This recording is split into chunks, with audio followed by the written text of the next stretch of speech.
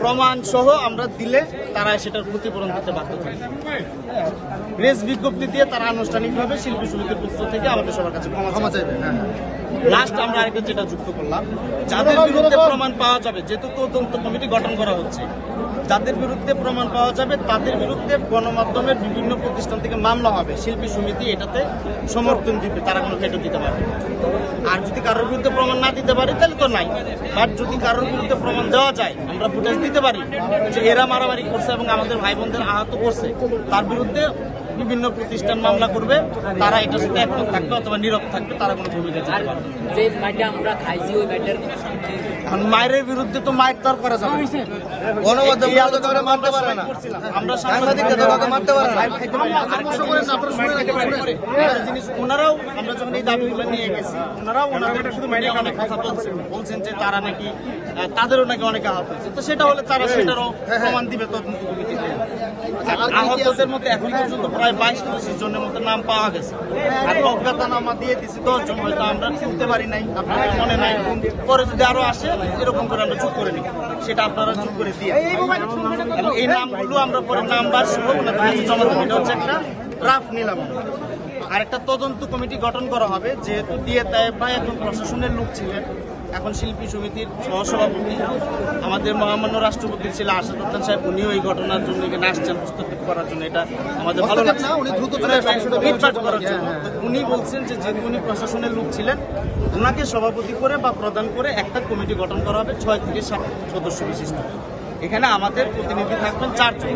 তারা হচ্ছেন যমুনা টিভির তৌকির ভাই, মাসুম জয় ভাই, আমাদের সময়ের মাসুম জয়, তারপরে আছেন 71 টিভির বুলবুল আহমেদ জয় ভাই, আর আমি আছি লিমন আহমেদ। এই বিষয় নিয়ে যা যা পড়লাম, এই সব কোনো বিষয় নিয়ে আপনাদের কারোর আরো কোনো কিছু করতে চান কিনা? কারণ আমি একটা কথা বলি, যে ভাই মায়ের খাইছে তারে আপনারা যত কিছুই বলেন, তার এই মায়ের আমরা ফেরত দিতে পারবো না। যেহেতু আমরা সাংবাদিক, হাতে কলম, আমরা ভাই মারামারিও করতে পারবো না। 2 ঘন্টা ধরে আমরা মিউচুয়াল করার চেষ্টা করছি, অনেকেই রাগ করেছিলেন, শেষ পর্যন্ত নিজেরা কথা বলছি, কেউ মনে কিছু রাখেন না। যদি কেউ কিছু বলতে চান বলেন, আর যদি মনে করেন যে না ভাই ঠিক আছে আমরা আপনাদের সঙ্গে একমত।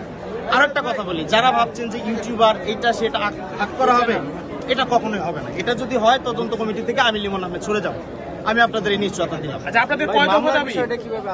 মামলার বিষয়টা হচ্ছে যে তদন্ত করার পরে, তদন্ত কমিটি হচ্ছে হওয়ার পরে যাদের প্রমাণ পাওয়া যাবে যে ফুটেজ এই ফুটেজ অমুক মারছে, লিমন আহমেদ অমুকরে মারছে, তাহলে লিমন আহমেদের নামে গণমাধ্যম মামলা করবে।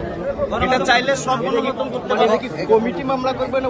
আমরা ধরেন যে আমি বলি একটু, ধরেন আপনাকে মারা হয়েছে, আপনার কোম্পানি করতে পারে, অন্য কোনো কোম্পানি করতে পারে। আপনি বাংলাদেশ প্রতিদিন করলো, প্রথম আলো করলো এই ফুটেজটা নিয়ে, এটা নিয়ে শিল্পী সমিতি ভেটো দিতে পারে। ইভেন এখানে আরো একটা কথা আছে, যেহেতু ওদের সঙ্গে কথা হয়েছে, ওরাও যদি ফুটেজ পায় আমাদের নামে মামলা করে তাহলে করবে।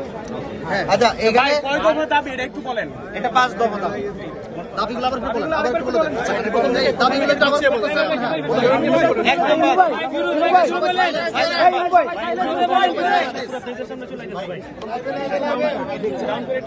এক নাম্বার দাবি আমাদের সাংবাদিকদের পক্ষ থেকে শিল্পী সমিতির কাছে আমরা দিয়ে আসছি। এখানে 5টা দাবি আসছে, 4টা দাবি ছিল আর একটা পরে ইনক্লুড করা হয়েছে। 1 নাম্বার হচ্ছে যারা আহত হয়েছে আজকের ঘটনায় সাংবাদিকদের পক্ষ থেকে, তাদের চিকিৎসার ব্যয়ভার গ্রহণ করবেন, খোঁজ খবর নেবেন, এটা তো স্বাভাবিক বিষয়।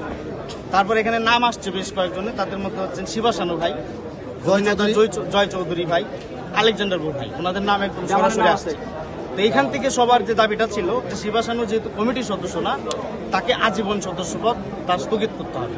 পরে আবার এখানে আলোচনা আসছে যে আজীবন না 2 বছর, তো এটা আমরা 2 বছর উল্লেখ করে দিয়েছি ওখানে। আর জয় চৌধুরী এবং আলেকজান্ডার যেহেতু কমিটিতে আছেন, তারা এই কমিটিতে থাকতে পারবেন না, তাদের পদত্যাগ করতে হবে।